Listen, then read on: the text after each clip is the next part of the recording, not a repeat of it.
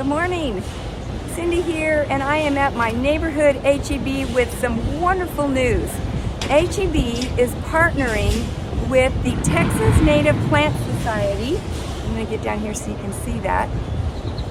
And they have taken the list of preferred plants that grow well here in the Central Texas area, and they have found growers that are committed to growing a lot of the Texas native plants, and they are going to supply HEB with quite a few plants to choose from. So I'm standing here at this beautiful table, Native Plant Society of Texas.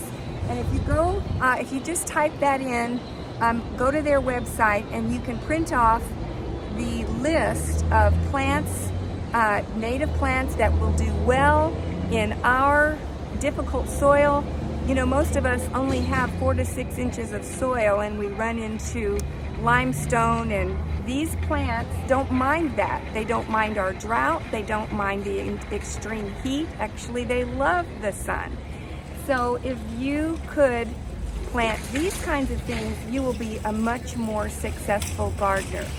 So I'm going to get back and show you what new options they have here. So here I am at this beautiful garden center. This is the one in Leander, and they have quite a nice selection of plants.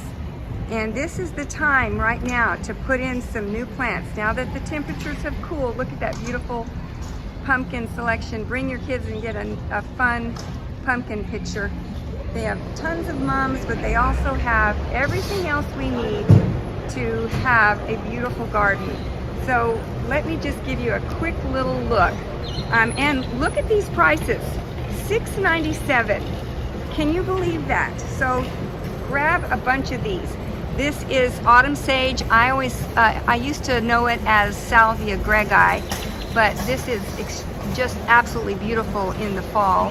We have Copper Canyon daisies, Blackfoot daisies. Now these Blackfoot daisies can be a little difficult. They really want terrible soil conditions, so you don't want to put these in improved soil or they won't be happy.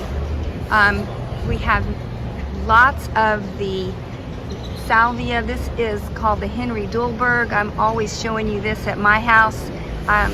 They have it in purple. It also comes in white. This gets about 3 feet tall and about 2 feet wide. Now these Blackfoot daisies and the Copper Canyon daisies, they stay fairly low. And the sage, this autumn sage, this gets about 2 feet by 2 feet, and it's just as pretty as can be. Now you want to chop your sage in half in July so that it stays more shrubby and it doesn't get real leggy. Continuing down the row here, what else do we have? Oh, they have some grasses. Now this is the Gulf muley grass. This is the one that gets the pink grassiness that looks so pretty in the fall. This one gets quite big. This is about 3 feet tall. And then this is my absolute favorite, rock rose. I have several rock rose at my house, and they are 3 feet tall, but you can kind of shear them down if you want them to be a little bit lower, and they get 3 feet wide, and they're covered with these beautiful pink flowers. We have Black-Eyed Susan, which is such a fabulous plant. Comes back every year. Flame acanthus comes back every year. And let me show you some at another table. This is one of my all-time favorites. This is fall aster. Now, for most of the year, this is a green shrub. Doesn't really, it looks great, but it's just a green shrub. And October 1st, this thing explodes into the most beautiful purple fireworks display. Isn't that gorgeous? So you've got to get the fall aster. This stays up, 2 to 3 feet tall and 2 to 3 feet wide. Comes back every year and does not mind our difficult soil. So head on over to your local HEB and pick up this fabulous selection of native Texas plants. This is the way to spend your money out in your garden. Alrighty, have a great day, and I'll see you in the next video. Bye-bye.